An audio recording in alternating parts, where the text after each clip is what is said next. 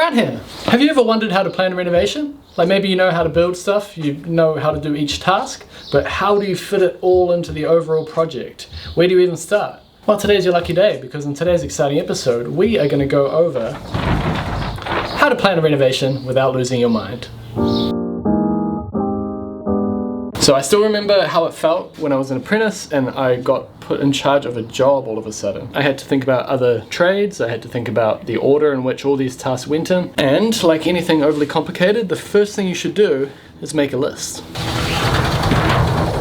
Alright, I'm going to use the work that we're doing on our house over the next 4 to 6 weeks, starting with the bedroom. We need to finish the bedroom work that we're doing. We've also got double glazing to do in the office, and perhaps the biggest of them all, we've got to knock down that chimney. Did I point to it? Yeah, I did. I know what you're thinking. Wow, Scott, you've shown me how to write a list. Thank you very much. Well, there's more to it. You need to be able to illustrate this list on something that shows you how long the job's going to take and why it's going to take that long. So I use what is called a Gantt chart. And the great thing about a Gantt chart is that it's super basic. You can pretty much write it out like I am here, or you could quite easily do it on a spreadsheet. Either way, it's made up of the y-axis here, which has all your tasks, and the x-axis has your time frames. So finishing the bedroom is priority. So that's week 1, and I've got to pull up carpet, look at timber flooring, so that could easily go into week 2. And then at the end of week 2, I will start double glazing the office. I don't know how long that's going to take. I'll allow like 3 or 4 days, because it's the first time I've done it by myself. And then after that, the priority will be removing the chimney. Hey, it could take a week, could take maybe 2 weeks if you include the foundation and everything. So that's a Gantt chart, and that's what I do at the start of every project. And the great thing about it is once you've added up all your tasks and you've estimated how long each task takes, you can get an overall length of the job. And then from that, you can work out your estimated costs, you can work out your timeline. But how do you decide in which order to do things? That's the tricky part that I had to learn from experience, and hopefully I can pass it straight on to you right now. There are 3 items that I always consider when planning a renovation, and those 3 items are budget, living situation, and structural integrity. The structural integrity of the building that you're working on. You've got to keep it from falling down while you're working on it. Now the reason these 3 things come up all the time is because they affect the timeline. They affect the order in which the tasks need to be done, and they affect the overall length of time that the job takes. So if you look at our graph from before, I'm going to be doing all of these things by myself, unless we can afford to pay someone to give me a hand, and that's where budget comes in. If I'm doing it by myself, this timeline just gets longer, off to the next month. Structural integrity, well, removing the chimney. That could be holding up some other framing, so I need to create props and walls for when I remove it. And the third one, living situation. It's a 3-bedroom house, so we're okay with the bedroom. Double glazing, again, I'll just move my desk out of the office. And the chimney, that will be hugely disruptive because there's going to be a lot of dust and a lot of mess. So that will affect the way I plan and execute the job. I thought that'd be a lot smoother than it was. The perfect job. Let's talk about the ideal job. If we can't dream, what is the point? Budget.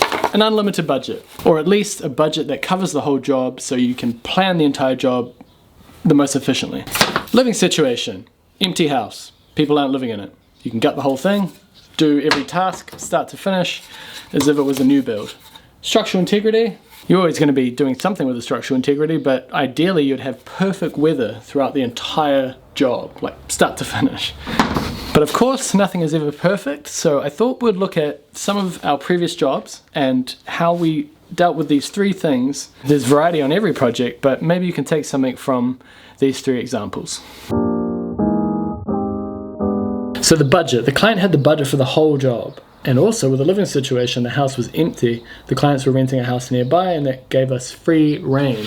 Originally it was 2 large bedrooms with a fireplace in the middle. Because no one was living in either room, we were able to just rip out that fireplace, open up the whole area, all the plasterboard, and then do all the framing in one go, and then do all the beams in one go, do all the insulation in one go, you know what I mean? Like, as for the structural integrity, there were quite a few structural elements. The extra beams that we had to put in place of the walls that were there before, the extra work we had to do to support what the fireplace was supporting. I had to rebuild all the ceilings because they were kind of structural ceilings. They spanned the width of the room. We always managed to do these renovations in the middle of winter. This was no different. We started in July. So there was a constant balance of keeping plywood hoardings up on the walls, trying to get the cladding done as quickly as we could. But if you think of it in a simple way, like the most simply put, we started from the ground up and from the outside in. Early on, like week 1, Rich and that were under the house digging holes, which they enjoyed every second of. They just got to the rock, obviously, and went, that's it. Beautiful, isn't it? It's a bit shit, hey Rich. It's a bit shit. It's a bit hard and shit. You have to do the structural work in order to do the outside work, and then work your way in. So that's sort of how we ordered that job. Now, because of the budget and the living situation, that was very manageable in that project. Now, what if we have a project that the budget is done in stages, the living situation is a full house, and the structural integrity? Imagine ripping the roof off in the middle of winter in order to extend the house. We had to do it in stages for a couple of reasons: budget and living situation. We couldn't just rip the whole house apart because people were living in the house, and the client wanted to pay for each stage at a time. So we started with the extension. This is another example of working from the ground up. You start with the foundations. So we built the entire floor on the outside of this house before touching the cladding, before touching the roof. And then at that point, we were able to frame up the walls and put the roof trusses in.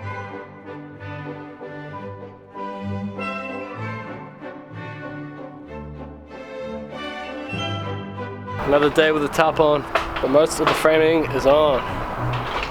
You're right there, Pato. Hey! Hey! Long day, long day.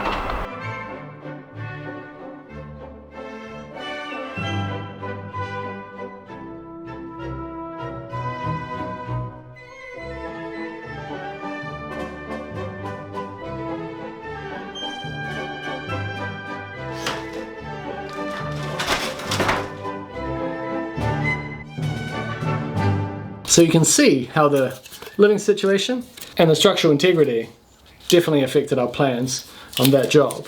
So far we've looked at 2 projects, and it's mainly bedrooms that have been affected by the major work, and in only one of them people were living in it. But what if you have a kitchen and a bathroom that you need to work on, and an extension, and the clients are living in it?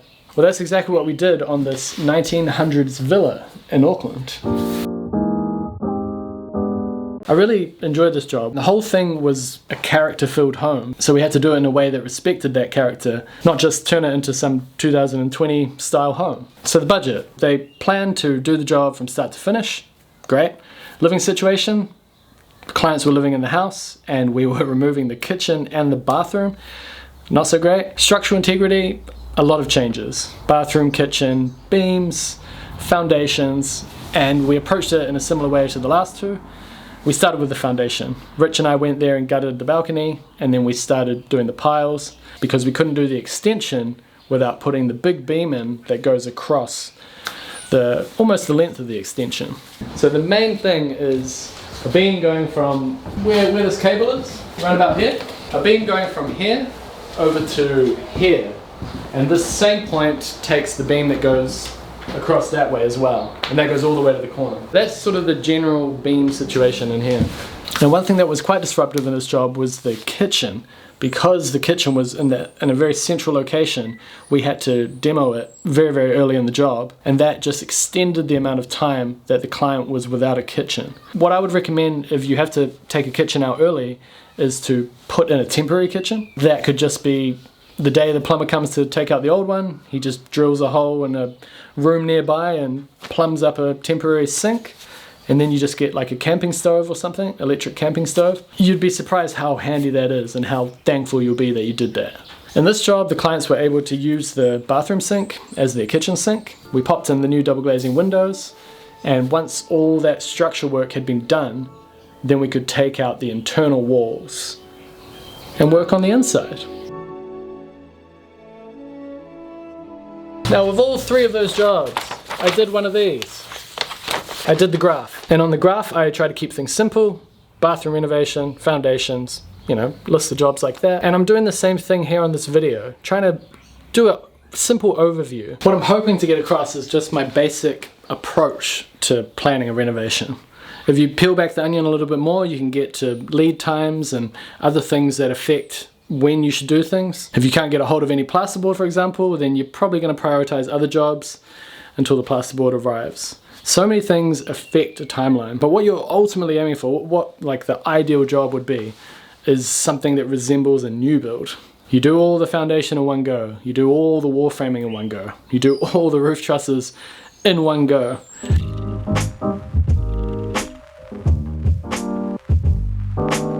Now before we get into the plans of our exciting renovation, do you have an exciting website? Well, if you don't, you should get one with today's sponsor, which is Squarespace. Squarespace is an all-in-one platform for you to build your online presence and run your business. You can build your beautiful website without having the necessary coding skills to do so with their online templates, portfolios, galleries, and e-commerce tools that will make selling anything simple. As well as the videos, having a beautiful website has been a key way for us to promote the business. It showcases all the work that we've done, makes it clear what kind of work we specialize in. Squarespace also offer tools to create videos, so you can integrate videos onto your website to provide your potential clients with a more dynamic view of the business that you are running. But do not take my word for it. Squarespace also offer a free trial, so you have nothing to lose. And then once you're ready to launch, head to squarespace.com/Scott Brown Carpentry to save 10% off your first purchase of a website or domain. Where do we start? Well, with those jobs that we mentioned earlier, we've got the chimney, we've got to finish this bedroom, and then we're going to double glaze. But let's look at the overall job to sort of get some context and see which order things are going to go. So if you've been watching for a while, you'll know that we started the renovation with this bedroom here. That's going to be the place that's nice and tidy and untouched by all the rest of the work here. This is the existing layout, and this is what it's going to look like. So we knocked out the wardrobes that were over there, and as you can see, a lot of this is changing. So the reason that we're doing the chimney so soon is because it affects all these other areas down here. Right now, our laundry is spread out over this really large area here, and we want to get rid of that in order to make room for the bathroom and the toilet. We want to move the bathroom and toilet this way to make them bigger, like so. This plan isn't showing the toilet that's going to go around about here, but you get the idea. Now the only way that we're able to make this design work is by moving the laundry over to here, where the fireplace currently is. So with the fireplace out of the way, that will let us do those other things, but I don't think we'll rip straight into them. I think what we'll then do is jump over to the beam. We have this problem room, we have this wall through here. Before we change all of that to this layout, we have to put a beam from there all the way to there. So let's go back to the beginning. Budget. For our house, we're earning money month to month. I'm doing the work myself, with Jess's help, of course. We're lucky because we're full-time YouTube, so we can put all our time and attention on the house, but our budget is limited. For example, hiring people to help us is going to be, we're going to try and do it, but we might not be able to afford it. Living situation, we've got our nice tidy room in the middle that we can live in while we do everything else. And because we're relocating the kitchen from that corner room to the middle underneath the new beam, we can keep a kitchen there while we install the new kitchen. We've only got one bathroom, we're not going to put two, so we're not going to have a bathroom for the time being while we renovate it. And I'm losing my voice, but the structural integrity, we're not expanding the footprint of the building, so we're not opening up any major walls, but we are doing the beam and the fireplace, and those things are supporting other things at the moment. All very manageable things.